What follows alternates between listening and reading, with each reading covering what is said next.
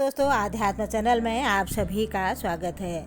आप भगवत गीता सुन रहे हैं। उसमें कर्म योग का मैंने पहला श्लोक बताया था और उसके दूसरे श्लोक में ही तो कृष्ण भगवान कहते हैं कि यज्ञ से कैसे कैसे बड़े बड़े चमत्कार होते हैं और कैसे भगवान हमें प्रसन्न होकर उसमें वरदान देते हैं।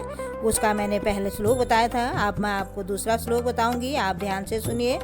इष्टान भोगान ही वो देवाः सादास्तन्ते यज्ञ भावितः तदर्तान प्रदाय अभ्यो यो भृगे स्तेन एव स्वः।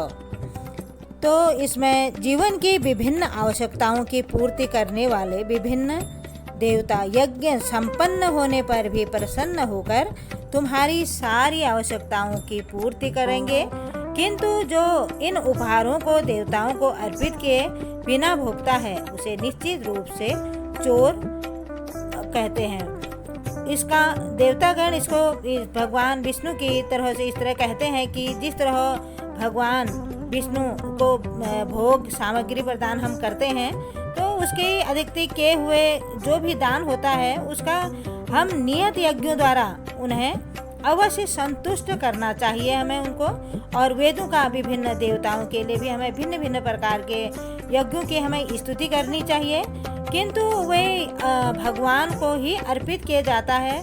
जो यह नहीं समझ सकता कि भगवान क्या है, उसके लिए देव यज्ञ का विधान अनुष्ठान करता भौतिक गुणों का अनुसार वेदों का विभिन्न प्रकार के यज्ञों का विधान है और देवता के पूजा भी उसी आधार पर गुणों के अनुसार ही किया जाता है।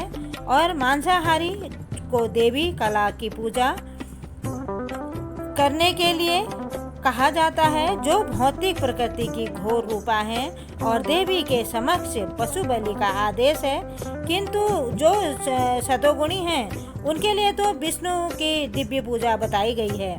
और समस्त यज्ञों को ध्येय उत्तरोत्तर दिव्य पद प्राप्त करना है। सामान्य व्यक्तियों के लिए कम से कम 5 यज्ञ तो आवश्यक ही होते हैं जिन्हें पंच महायज्ञ कहा जाता है।